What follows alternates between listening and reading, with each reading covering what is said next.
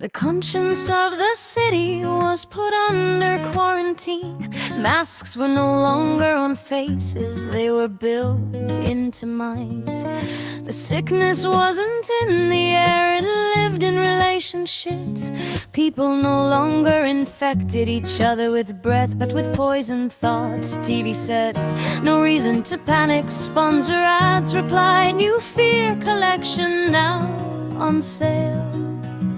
The streets smelled of disinfectant, yet nobody washed their ego clean. Everyone was running from the virus, but nobody checked the temperature of hatred.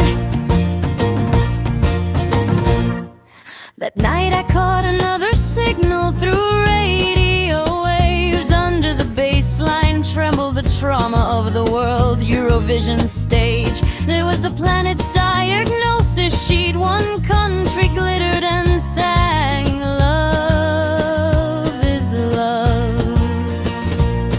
While backstage borders were quietly closing, another sang a peace anthem as hashtag armies prepared for war behind the curtain. Then a natural voice entered the stage, as if a quarantined continent had begun to speak. You raised bacteria inside concrete. The further you drifted from nature, the more mold grew in your minds. The beat dropped, ding, ding, ding, ding. People thought it was only dance music, but I heard it differently. It was the heartbeat of collective exhaustion. Cities no longer looked alive. Every building felt like a hospital room.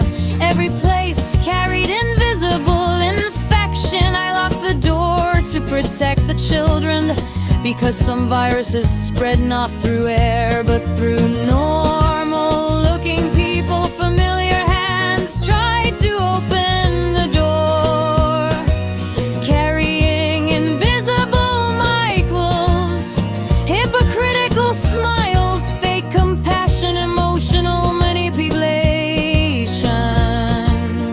I said, quick, we leave through the window, because in certain eras salvation cannot be found inside familiar habits.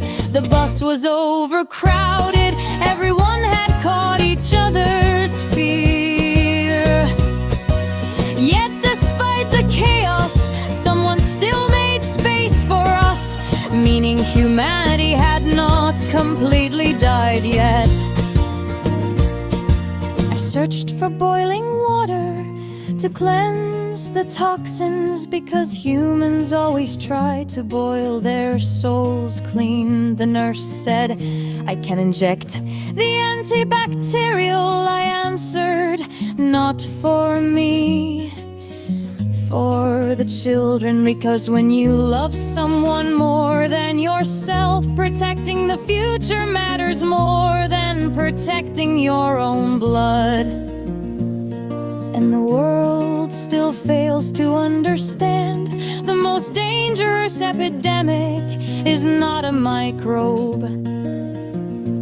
It is fear passed from one human to another, humiliated emotions, and people escaping into rhythm to avoid thinking. The planet measured its own temperature beneath natural light. On one side, ratings and statistics were speaking. On the other, mothers counted the breaths of their children. The world map looked like a medical scan, borders swollen like veins. Everyone suspected each other, but nobody tested the epidemic of lovelessness. What if the problem isn't the virus,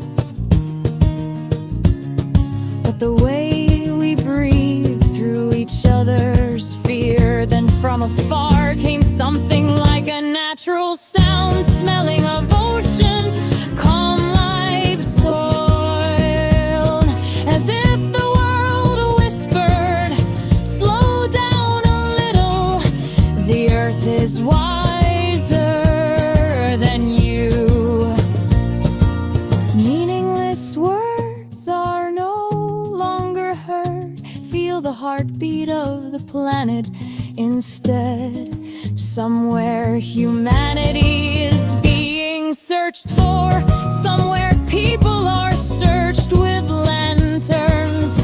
One side grows, another disappears. One builds borders, another builds walls inside minds.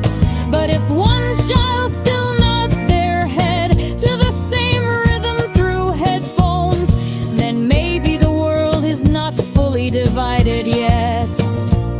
I did not bring war onto this stage. Everyone already carries a silent bomb inside themselves. Is understanding the world without words. What I wanted to bring to the world was a romantic utopia, the possibility that humans can still remain human, because sometimes the greatest revolution is simply refusing to poison one another.